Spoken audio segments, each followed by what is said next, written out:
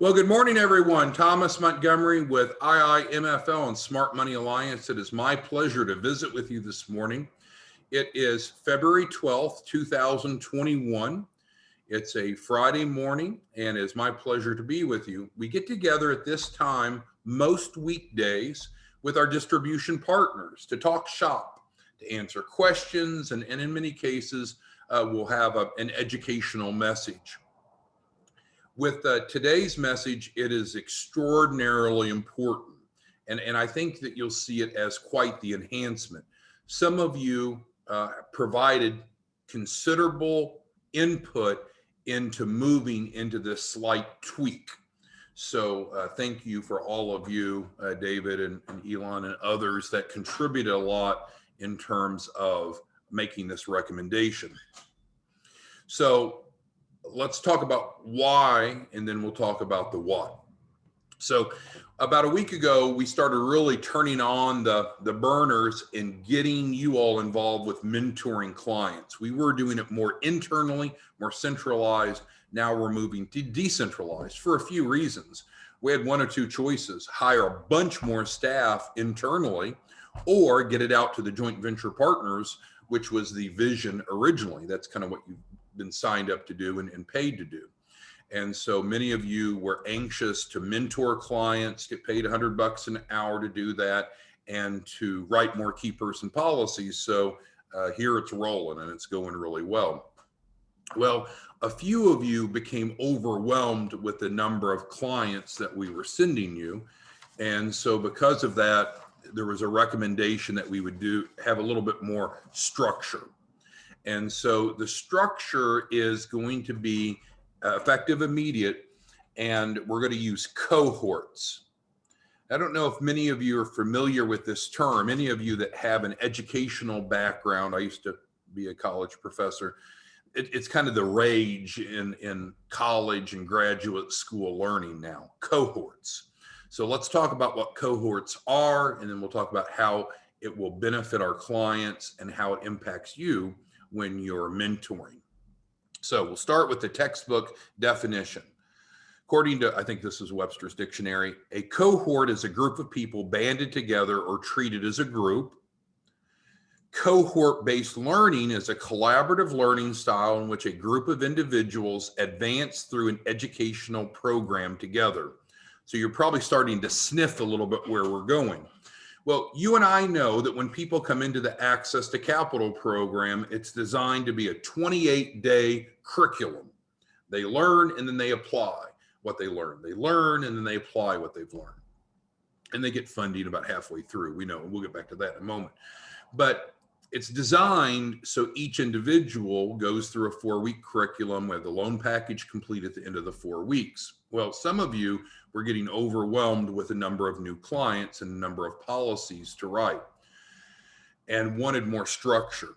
And so frankly, it helped us as well. So let's talk about some of the benefits of cohort learning, and then we'll talk about how we're applying it to the mentoring model effective immediately. And don't get stressed or frustrated with change or complexity.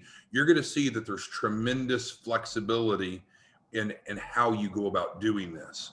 So give it a chance here. So what we know is top MBA programs, and a couple of you are from Ivy League schools that had great input into this cohort model development. So MBA programs often, I think probably now typically, use cohort learning. It offers the following benefits.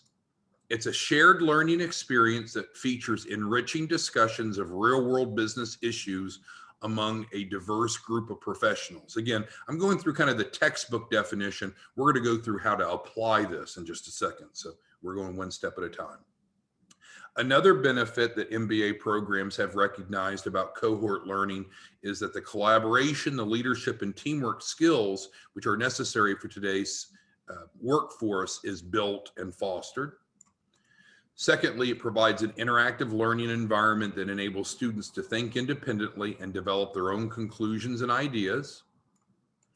It's a cultivation of professional and personal networks that may continue long after these Access to Capital clients complete their 4-week curriculum. And of course, it reinforces a defined timeline and format. Because we know that when someone enters into the access to capital, there's three key triggers that we're really looking to accomplish. We'd like their loan package to be done in 4 weeks, and this is no particular order. But number one, we want them to finish the 4-week curriculum in 4 weeks. That would be ideal. Secondly, we want them to go to funding in week 2. And number 3, we want them to get the key person policy from you by week 3. So those are 3 key metrics. Well, since everyone is going through, all the access to capital clients are going through this 4-week curriculum, what was recommended is, why don't we treat them as little groups, little cohorts? So as you'll see in a moment, so those people that enroll during the week won't start during the week anymore. And you've noticed, some of you have kind of sniffed, hey, my clients aren't getting started. They signed their DocuSign on Tuesday or Wednesday or Thursday, but they haven't started yet. Why is that? Well, as we're sharing with you today, we're moving them into cohorts. So let's scroll down. So effective immediately, all new access to capital clients will start on a Monday. So all executed DocuSign packets from the prior week. So we're recording this on Friday, February 12th. So those people that have signed the DocuSign for access to capital yesterday, the day before, the last couple of days, you notice, they haven't moved forward. Why is that? Well, because we were preparing to roll out today, that they'll all launch on Monday. And we'll talk about the relevance of that as we go through. Now, we will change the communication so when they sign the DocuSign, they realize, hey, your mentor will be reaching out to you, plan to get started the following Monday. That hasn't been communicated well in this transition, and that's our fault, but that will be added to the DocuSign packet so they know going forward. What will happen is all the new access to capital clients are going to be assigned to one of you to mentor. So again, if it's an orphan client, which we'll talk about money here in a minute, you're still paid the same, $100 an hour. You're still getting paid to write the key person policy, but we'll be notifying you no later than Sunday. Now you might say, well, I'd like to know a lot earlier than Sunday. Well, if we move that up, let's say we've said we'll notify you by Saturday evening. Well, that would mean the people that enrolled on Sunday wouldn't be part of that Monday cohort, right? They would have missed the cutoff. So you'll be notified by Sunday of your class. And our goal is to get you cohorts of 10 people. Could it be more? Sure. Could it be less? Of course. But ideally, it'll be cohorts of 10. And again, we're going to come back and review what MBA programs have done and some ideas of what you could do, but we'll get back to that in a moment. So all access to capital clients will be in a cohort. Again, you're going to see that you've got great flexibility, so don't feel threatened or confused or overwhelmed by that, because there's great flexibility in how you treat the cohort, which we're going to address now. So as a mentor, you have tremendous flexibility and structure in your cohort, because let's just imagine this. So we've got DeAndre on the line, right? So DeAndre has 10 people on Monday that's starting the 4-week access to capital that he's mentoring. Great. He knows who they are, and we've sent their information to him in advance so he can reach out to them. And certainly, just like before, DeAndre should be scheduling those weekly 15-minute calls with each of his individual clients that he's mentoring. So that hasn't changed at all. But what DeAndre realizes is, I've got 10 new people all starting at the same point, going through the same 4-week program. What if I wanted to enrich their experience? Well, what DeAndre could do is set up some group events and activities. He doesn't have to. He does not have to. And they won't even know that you didn't do it because they aren't expecting it. So again, this is designed to give you flexibility in working with your cohort. So in other words, you could do nothing different other than the fact they're all going to start on Monday. But if you wanted to, you could have a Zoom, a live Zoom, and you could invite all of them in, let's say early in week one, and do some introductions and goal setting and what have you. You could create kind of a sense of community and an environment if you want to. If you don't want to and keep it simple, that's fine. They won't know the difference. It gives you flexibility. And then also you can do some team-based activities. It's not unusual in MBA programs now that it's not all individual learning. In many cases, people work in groups, and that's healthy, right? Most of us that start and grow a business won't start and grow a business all in isolation. We'll be hiring a CFO and maybe a chief operating officer. And so helping people become effective and working on teams is good. So if you wanted to do some team-based activities, when I was a college professor, we would have postings and students would review other students' postings. And so, for example, of your students in your cohort, if any of them are interested in being matched up, not all of them may want to, but those that want to, you could pair them up with another student. So you could have groups of 2 or 3, and then they work together outside of your mentoring lessons to create an even richer learning experience. Again, not required to do that. So let's go back and talk about this flexibility, how MBA programs are doing it frequently with cohorts and ideas that you might. So for example, if you have this cohort of 10, and we'll pick on someone else here. We have John Kay, one of our joint venture partners, or soon to be. So John's got this group of 10 people, and each of them probably have different business plans and different ideas for growth in different parts of the country. But he could certainly have a weekly Zoom call where each of them are explaining their vision and getting input from their peers. Does John have to do that? Of course not. Could he do that to really get more of a group environment? That is awesome. Secondly, we talked about this earlier. Our clients come from all different backgrounds and educations and experience level. And I love that. I love working with a diverse group. But some of them have not necessarily developed strong communication or teamwork skills. And as I talked about earlier, it's going to be rare that you're going to grow a successful business and not have to eventually hire employees and have a management team. And so this is good practice for them in learning how to work in that environment. It also reduces a little bit of the burden on you, because let's pick on someone else now. Let's go to, we'll go to Will Hicks. So Will's got this group of 10, and they're pinging him between mentoring lessons. Well, again, what he can do is encourage them to go through the lesson each week, which we provide in the participant guide.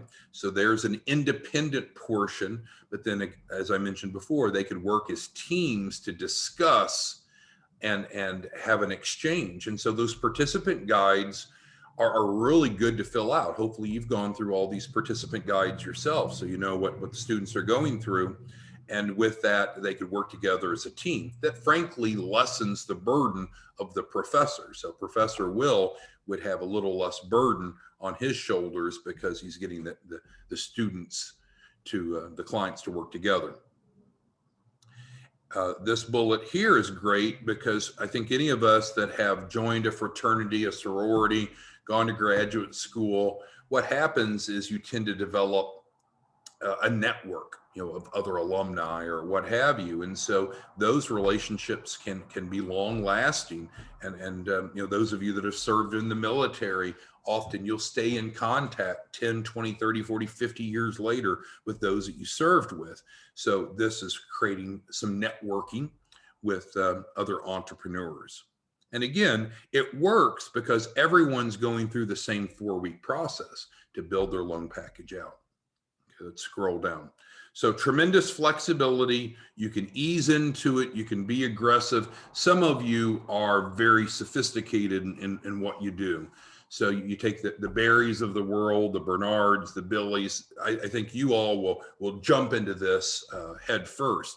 but others might be a little bit more conservative, want to just maybe continue mentoring the way that you are, just knowing that you're going to have groups of people that start on Monday, that just because they submit their DocuSign packet on Tuesday, they shouldn't be knocking on your door or knocking on our door saying, well, why haven't I started yet? Well, we start on Mondays, and then it's a 4-week process. So what doesn't change? The basic model hasn't changed. You're still paid $100 per hour for orphan clients. So let's define that, because there is some confusion. So those of you that are joint venture incubator partners, you've got your own team that's out developing leads and developing clients, right? That's what you've always done. Let's take Billy, for example. I was talking to him last night as I was driving home. He has, and this isn't an exaggeration, he's literally hired a call center. And that call center is going to be paid to go generate leads. And he's doing a pure revenue share with them, by the way. He's not paying anything out of pocket. So he's hired a call center on a pure revenue share, and they're going to go out and develop clients. And then they're also, with that call center, going to do the mentoring for him. And then also he's outsourced the writing of the key person policies. Billy has done something that's amazing. He's outsourced everything. He just sits there and counts the dollars because he's got a team that's developing clients. He's got a team that's mentoring clients for him, following this model under his direction. And then he's got a team that's out writing the damn key person policies. He's just a facilitator making more money in a month than most people would make in a year or two. All right, so, I digress. So the $100 per hour for orphan clients. So this is talking about clients that are handed to you. And then, of course, where I was going off on a tangent was, of course, your joint venture incubator most likely is developing clients yourself. That's the vision, that you're active in educating and helping others. So the pay is the same. The 4 15-minute one-on-one sessions should continue. If you wanted to do any team-based activities that could take your time or not take your time, depending upon how you structure it, that would be separate above the 4 15 minutes. We're not getting rid of the 4 15 minutes that you should have with them, which you're paid for. And then you'll continue to write the key person policies. What also has not changed, is clients will still go to funding in week 2. Now, remember the trigger for this. It's painfully simple. So in week 1, you have your first call with them, and there's training on it. So I'm just going to summarize. You're going to just make sure that they're plugged into Live Plan and just give them the warm and fuzzy, let them know what to expect. There's not a lot of mentoring to do. It's more of onboarding for week 1. So next week, the second week, they'll get the lesson. It will have the YouTube. It'll have the participant guide that you can reinforce. But the specific tasks, that the client has in week 2 is to complete the PFS, personal financial statement, and soft credit pull. So that is your responsibility as the mentor. Make sure, if nothing else, they do those 2 things. Because if they do the soft credit pull authorization, which comes automatically to us, doesn't cost them anything, doesn't impact their credit, doesn't obligate them to anything, but it helps us create their file. And then you will work with them to either create the PFS or at least review it before you submit it.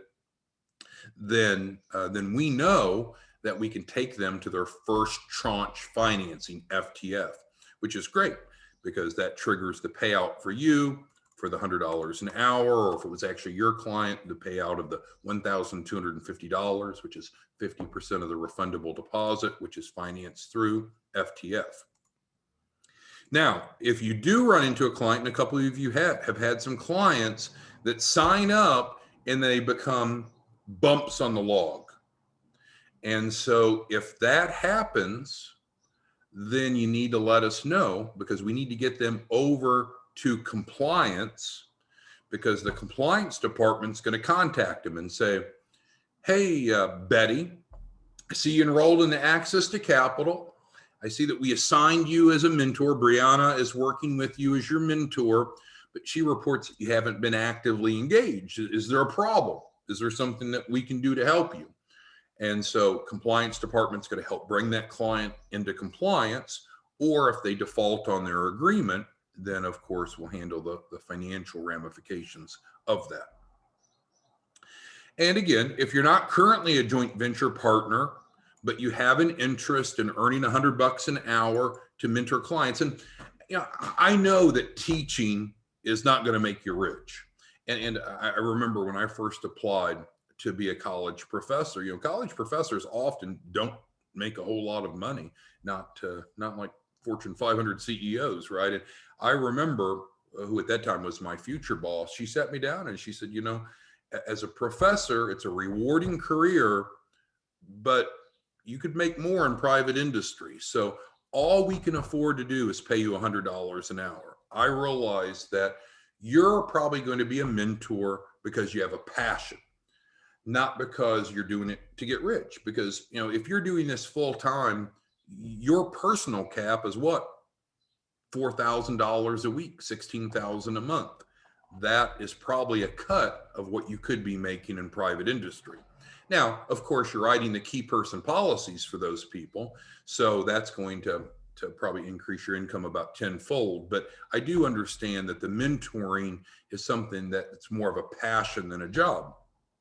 But what Billy illustrated is, hey, you can be a joint venture partner and not do the mentoring. You can outsource that. Now, you're still responsible to facilitate it, to make sure it happens, but you don't have to do the mentoring. But many of us, me and maybe you, love mentoring.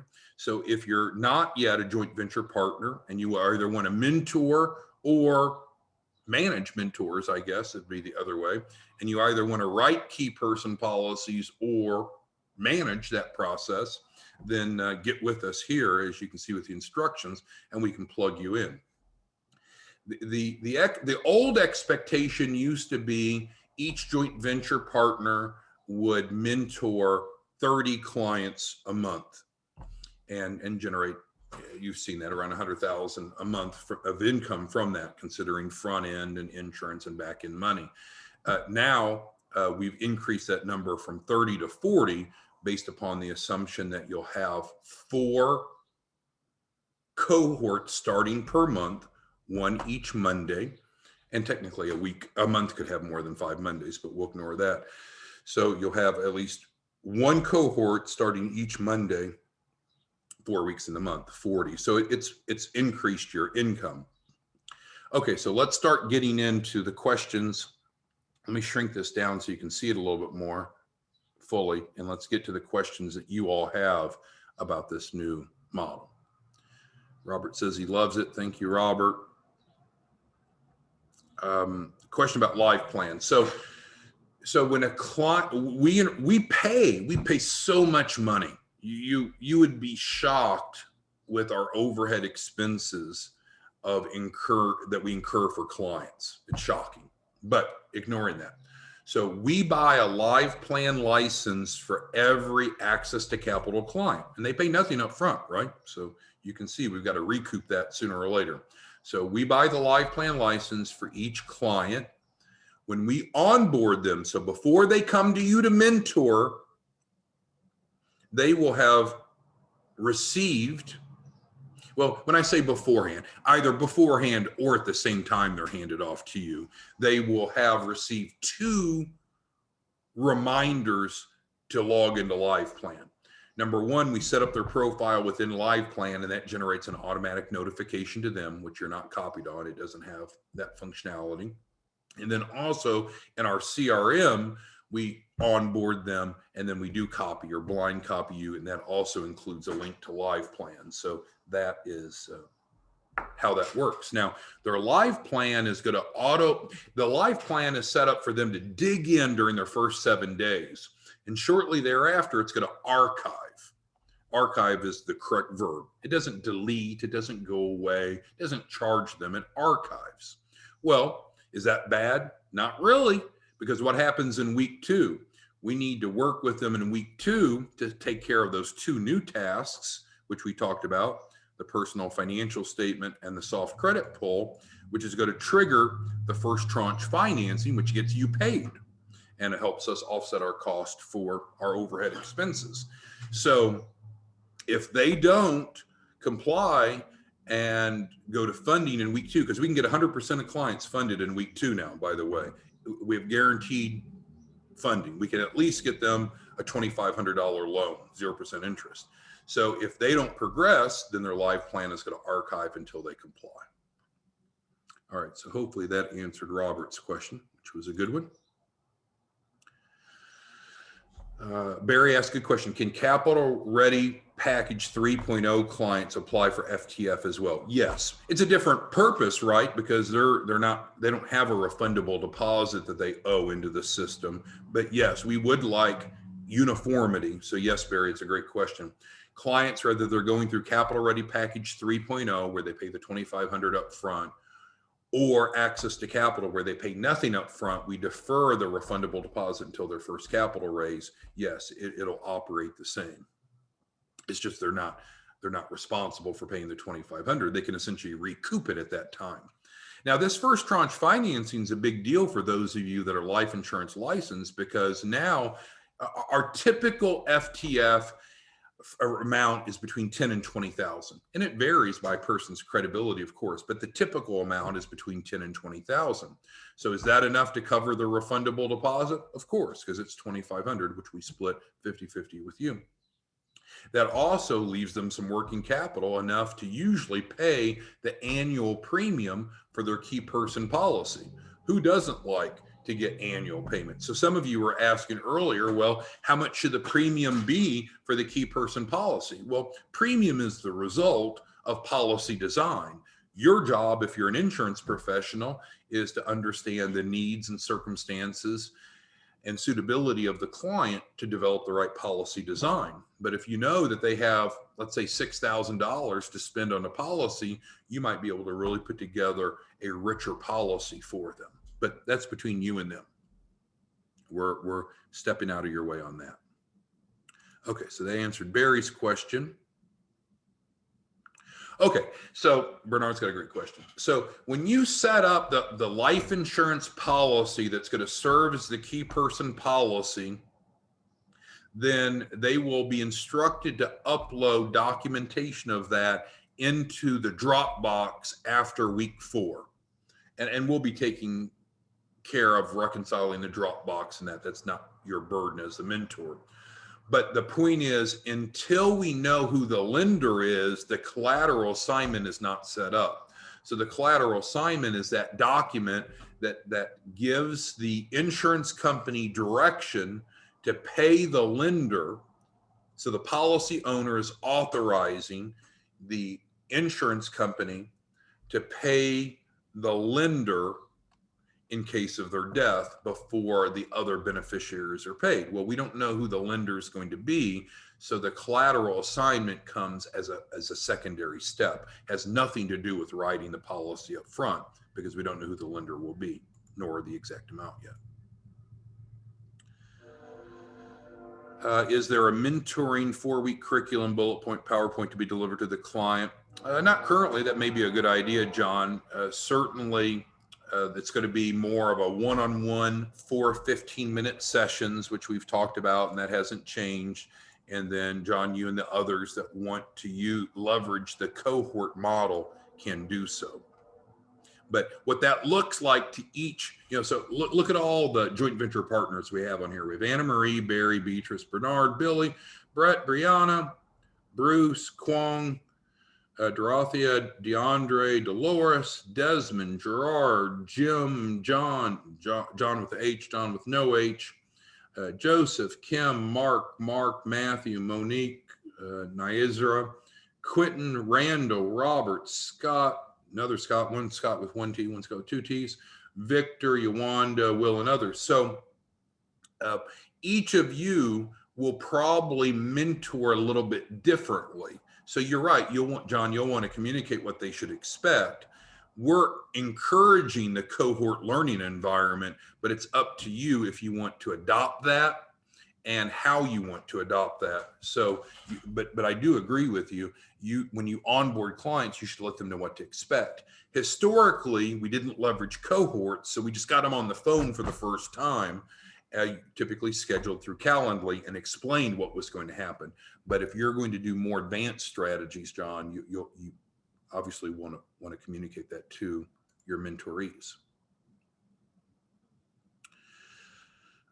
So no, live plan does not erase content. It'll archive after a certain amount of time. And again, Kwong, we talked about that's beneficial, right? Because we need them to keep moving through this 4-week process. We don't want them to say, well, I need 6 months to work on my business plan and I'll come back to you and I'll worry about first tranche financing.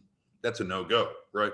Week 2, we need to be taking everyone to funding. 100% funding in week 2 is the goal.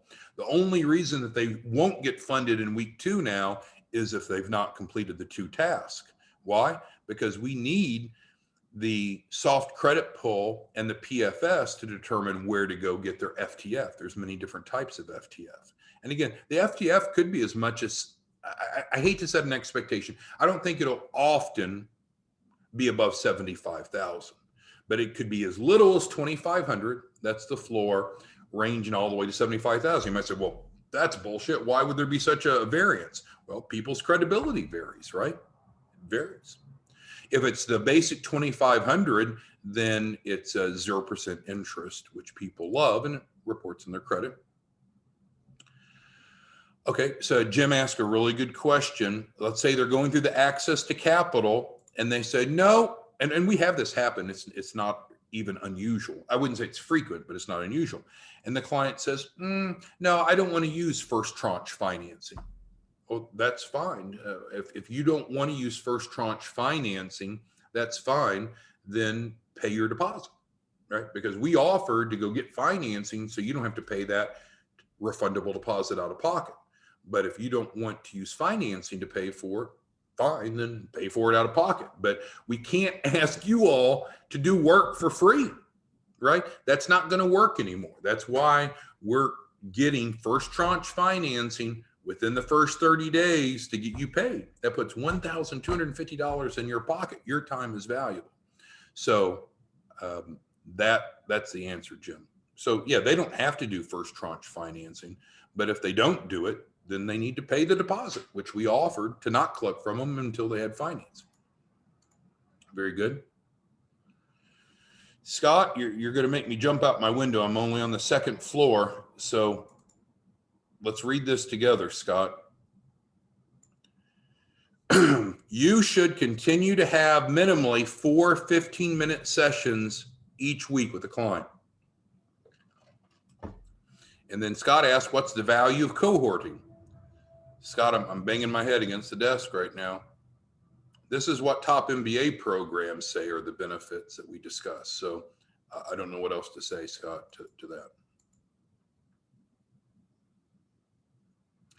So with Live Plan, we're on the hook. We're paying a crazy amount of money. But the software expenditures, and again, it's our problem, not yours, and you probably don't care. But, you know, we spent, I don't know, $15,000 this month on Live Plan. We spend $50,000 or more on DocuSign. I mean, it's crazy, our expenditures, and it's okay. We're here to support you so you can get rich helping people. But the bottom line is we have certain functionalities. So no, you won't have administrative access to Live Plan. Now we've got some of you that are joint venture partners and you're not doing what you promised to do. You're not paying your license fees. You're not doing what you promised to do. You're not going to mentor. And conversely, you're going to be stuck over there in the compliance department trying to reason with them of why you're not doing what you promised to do and trying to stay out of collections. And so again, you know, we want a great, healthy, loving relationship. We need to fulfill what we promised to do, but we certainly need you to do the same. And so some of you that's on here, you're not doing what you promised to do. You're not paying your license fees, which is necessary for us to operate this model. We offer joint venture partners essentially no upfront cost, $250 to get set up. That's next to nothing to be able to have this turnkey system. And any of you that are licensed life insurance agents, if you're not writing 20 to 50 life insurance policies a month, through this model, something's wrong, right? And so I just encourage you, see the value. If you're not compliant, get with the compliance department. They're good people. They'll help you get compliant and in good standing. But don't be shafting us and then wonder, well, why am I not getting assigned clients? It's a two-way street. All right, and yeah, we have a great training for new mentors coming in. So any of you that are, and we're average about one new joint venture / mentor per day on average. So go ahead and get that submitted in. You see the instructions here, and we'll get you trained and supported for that. We provide landing pages free, of course, to our joint venture partners. So just if you don't see yours or what have you, then just email into support and we can make sure that you know where it's at. It could be that went into a filter and you didn't see it on your end. All right, so what other questions we have here? We're running a bit long. Oh, so we know that you're going to spend 1 hour per client with the orphan clients because you're going to do 15-minute lessons. So we know that we're going to owe you $100, Bernard, per client. And then once we collect the first tranche finance, the refundable deposit via the first tranche financing, then you're automatically paid, Bernard. You don't have to bill us. It's automatic. All right, and Bernard, we may have to visit on that client circumstances separately. And let's see what we have here. Oh, Joseph's asking how to get in contact. Maybe you didn't see it, Joseph, but here's an email. Do you see the email right there, Joseph? That's how you contact the compliance department. All right, so let's wrap it up here. It's been a heck of a week. Growth is outstanding. We're moving to the cohort model. So at minimum, what that means is that we're not going to process each access to capital DocuSign and onboard them immediately. Instead, they'll be typically done in batches, and they'll start their program on the following Monday from when they signed up. So just set expectations. If they submitted their DocuSign on Tuesday and they're wondering, well, why the heck haven't I started yet? It's Thursday, it's Friday. Well, we now start access to capital clients on Mondays. They're assigned to a mentor, obviously prior to Monday. It is up to the mentor if they want to leverage this cohort model. We've talked about the benefits of it and some ideas of how to do it, but it's up to you. You can keep it simple, and they wouldn't even know they're part of a cohort if you don't tell them, but you certainly could leverage that if you wanted to. And the comp model is the same, nothing that's changed there. Be sure to let us know if clients are not complying, if they're not attending the mentoring sessions, if they're not following through, because that means they're in breach of the agreement, and the compliance team will reach out to them and take appropriate action. All right, well, thank you all. I'll get this recorded out with this outline, and I appreciate everyone's time.